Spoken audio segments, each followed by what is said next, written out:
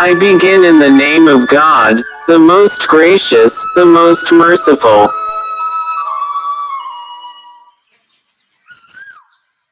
चौबीसवीं पुतली करुणावती ने जो कथा कही वह इस प्रकार है। राजा विक्रमादित्य का सारा समय ही अपनी प्रजा के दुखों का निवारण करने में बीतता था।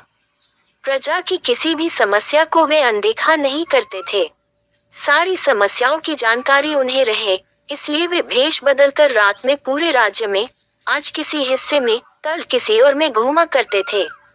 उनकी इस आदत का पता चोर डाकुओं को भी था, इसलिए अपराध की घटनाएं छिटपुटी हुआ करती थीं।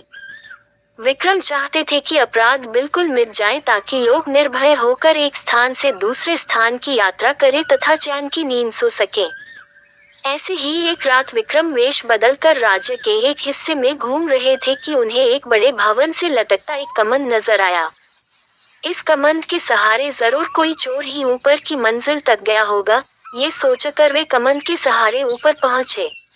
उन्होंने अपनी तलवार हाथों में ले ली ताकि सामना होने पर चोर को मौत के घाट उतार सके। तभी उनके कानों में स्त्री की धीमी आवाज पड़ी, तो चोर कोई स्त्री है, ये सोचकर वे उस कमरे की दीवार से सटकर खड़े हो गए जहां से आवाज आ रही थी। कोई स्त्री किसी से बगल वाले कमरे में जाकर किसी का वध करने को कह रही थी। उसका कहना था कि बिना उस आदमी का वध किए हुए किसी अन्य के साथ उसका संबंध रखना असंभव है।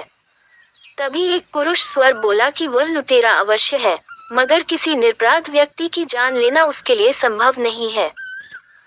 वह स्त्री को अपने साथ किसी सुदूर स्थान जाने के लिए कह रहा था और उसे विश्वास दिलाने की कोशिश कर रहा था कि उसके पास इतना अधिक धन है कि बाकी बची जिंदगी वे दोनों आराम से बसर कर लेंगे। वह स्त्री अंत में उससे दूसरे दिन आने के लिए बोली, क्योंकि उसे धन बटोरने में कम से कम 24 घंटे लग जाते। राजा समझ गए कि पुरुष उस स्त्री का प्रेमी है तथा स्त्री उस सेठ की पत्नी है जिसका ये भवन है। सेठ बगल वाले कमरे में सो रहा है और सेठानी उसके वध के लिए अपने प्रेमी को उकसा रही थी। राजा कमंद पकड़कर नीचे आ गए और उस प्रेमी का इंतजार करने लगे। थोड़ी देर बाद सेठानी का प्रेमी कमंद से नीचे आया तो राजा ने अपनी तलवार उसकी गर्दन पर रख दी तथा उसे बता दिया कि उसके सामने विक्रम खड़े हैं।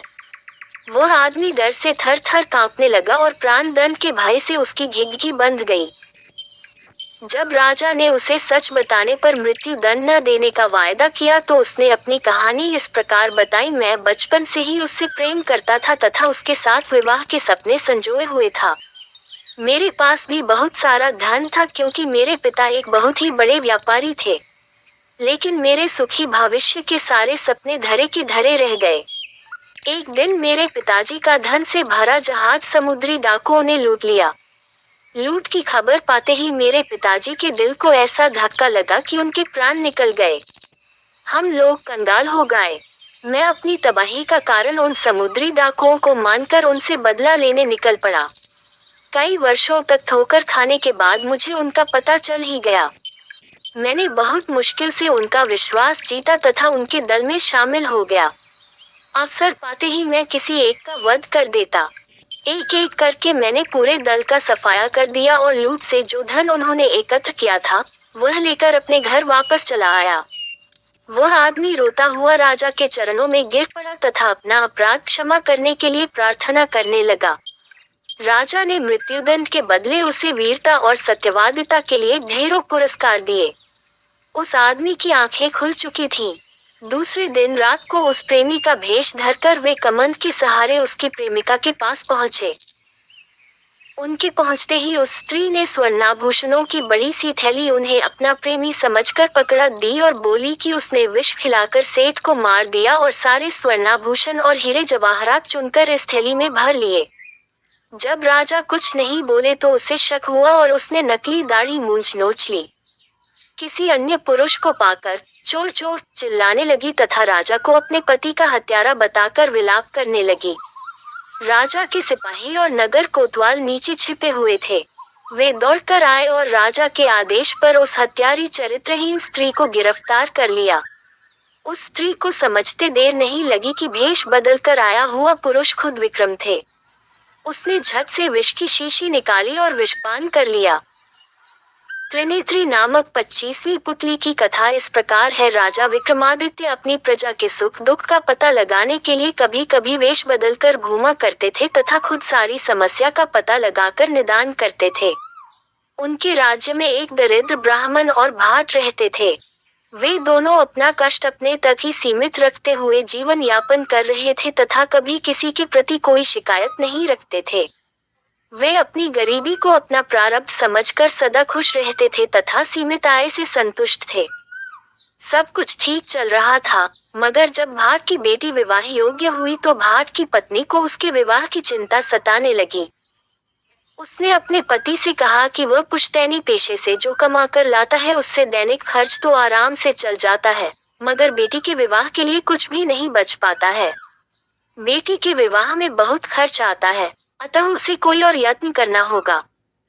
भाट ये सुनकर हंस पड़ा और कहने लगा कि बेटी उसे भगवान की इच्छा से प्राप्त हुई है, इसलिए उसके विवाह के लिए भगवान कोई रास्ता निकाल ही देंगे। अगर ऐसा नहीं होता तो हर दंपति को केवल पुत्र की ही प्राप्ति होती या कोई दंपति संतानहीन न रहते। सब ईश्वर की इच्छा से ही होता है। दिन बीतते गए, पर भाट को बेटी के विवाह में खर्च लायक धन नहीं मिल सका। उसकी पत्नी अब दुखी रहने लगी। भाट से उसका दुख नहीं देखा गया तो वह एक दिन धन इकट्ठा करने की नियत से निकल पड़ा। कई राज्यों का भ्रमण कर उसने सैकड़ों राज्याधिकारियों तथा बड़े बड़े सेठों को हंसाकर उनका मनोरंजन किया तथा उनकी प्रशंसा में गीत गाए। खुश होकर उन लोगों ने जो पुरस्कार दिए उससे बेटी के विवाह लायक धन हो गया। जब वह सारा धन लेकर लौट रहा था तो रास्ते में न जाने चोरों को कैसे उसके धन की भनक लग गई। उन्होंने सारा धन लूट लिया। वह जब लौटकर घर आया तो उसकी पत्नी को आशा थी कि वह ब्याह के लिए उचित धन लाया होगा। भाट ने पत्नी को बताया कि उसके बार बार कहने पर वह विवाह के लिए धन अर्जित करने को कई प्रदेश गया और तरह तरह को लोगों से मिला। लोगों से पर्याप्त धन भी एकत्र कर लाया, पर भगवान को उस धन से उसकी बेटी का विवाह होना मंजूर नहीं था। रास्ते में सारा धन लुटेरों ने लूट लिया और किसी तरह प्राण बचाकर वह वापस लौट आया है। भाट की पत्नी गहरी चिंता में डूब गई। उसने पति से पूछा कि अब बेटी का ब्याह कैसे होगा। भाट ने फिर अपनी बात दोहराई कि जिसने बेटी दी है वही ईश्वर उसके विवाह की व्यवस्था भी कर देगा। इस पर उसकी पत्नी निराश भरी खींच के साथ बोली कि ईश्वर लगता है महाराजा विक्रम को विवाह की व्यवस्था करने भेजेंगे। जब यह वार्तालाप हो रहा था तभी महाराज उसके घर के पास से गुजर रहे थे। उन्हें भाट की पत्नी की टिप्पणी पर हंसी आ गई। दूसरी तरफ ब्राह्मण अपनी आजीविका के लिए पुश्तैनी पेशा अपना कर जैसे तैसे गुजर बसर कर रहा था। वह पूजा पाठ करवाकर जो कुछ भी दक्षिणा के रूप में प्राप्त करता उसी से आनंद पूर्वक निर्वाह कर रहा था। ब्राह्मणी को भी तब तक सब कुछ सामान्य दिख पड़ा जब तक कि उनकी बेटी विवाह योग्य नहीं हुई।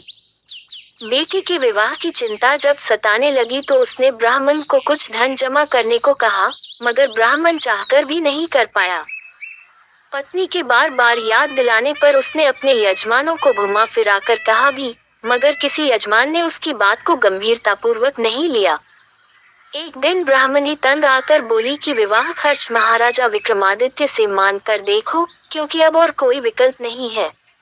कन्यादान तो करना ही है। ब्राह्मण ने कहा कि वह महाराज के पास जरूर जाएगा। महाराज धन दान करेंगे तो सारी व्यवस्था हो जाएगी। उसकी भी पत्नी के साथ पूरी बातचीत विक्रम ने सुन ली, क्योंकि उसी समय वे उसके घर के पास गुजर रहे थे। सुबह में उन्होंने सिपाहियों को भेजा और भाट तथा ब्राह्मण दोनों को दरबार में बुलवाया। विक्रमादित्य ने अपने हाथों से भाट को 10 लाख स्वर्ण मुद्राएं दान की। फिर ब्राह्मण को राजकोष से कुछ 100 मुद्राएं दिलवा दी। वे दोनों अति प्रसन्न हो वहां से विदा हो गए। जब वे चले गए तो एक दरबारी ने महाराज से कुछ कहने की अनुमति मांगी। उसने जिज्ञासा की कि भाट और ब्राह्मण दोनों कन्यादान के लिए धन चाहते थे तो महाराज ने पक्षपात क्यों किया। भाट को 10 लाख और ब्राह्मण को सिर्फ कुछ 100 स्वर्ण मुद्राएं क्यों दी। विक्रम ने जवाब दिया कि भाट धन के लिए उनके आश्रय पर नहीं बैठा था, वह ईश्वर से आस लगाए बैठा था। ईश्वर लोगों को कुछ भी दे सकते हैं, इसलिए उन्होंने उसे ईश्वर का प्रतिनिधि बनकर अप्रत्याशित दान दिया। जबकि ब्राह्मण कुलीन वंश का होते हुए भी ईश्वर में पूरी आस्था नहीं रखता था। वह उनसे सहायता की अपेक्षा रखता था।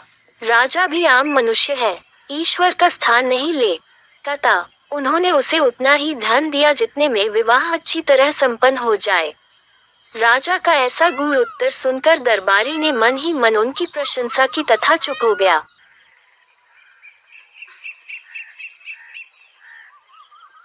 Subscribe and share and like and comment. But now as you like.